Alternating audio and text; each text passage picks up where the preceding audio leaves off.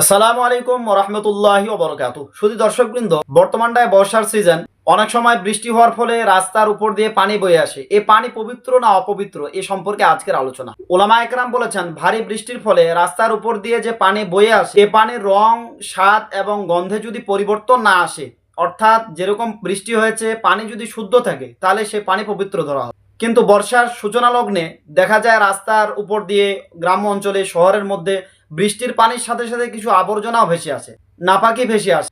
ওলামায়ে কেরাম বলেছেন এ পানিকে নাপাক ধরা হবে। আবর্জনা তথা নাপাকিযুক্ত পানি যদি কাপড়ে লেগে যায়, শরীরে লেগে যায়, তাহলে তা ধৌত করা জরুরি। আর যদি মুষলধার বৃষ্টি হয়, বৃষ্টির ফলে আগেই আবর্জনা সব ধুয়ে নিয়ে যায়, এখন রাস্তার মধ্যে আর কোনো নাপাকি নেই, অথবা রাস্তা আগে থেকেই পরিষ্কার, অথবা গ্রামের মাটির রাস্তায় যদি বৃষ্টি পড়ার সাথে সাথে সেই মাটিকে ধুয়ে নিয়ে যায়, তো এমত অবস্থায় ওলামায়ে কেরাম বলেছেন সে পানিকে পবিত্র ধরা হবে। হাদা ওয়াল বারাম, আল্লাহু আলামু বিহাকিকাতিল কালাম। আসসালামু আলাইকুম ওয়া রাহমাতুল্লাহি ওয়া বারাকাতুহু।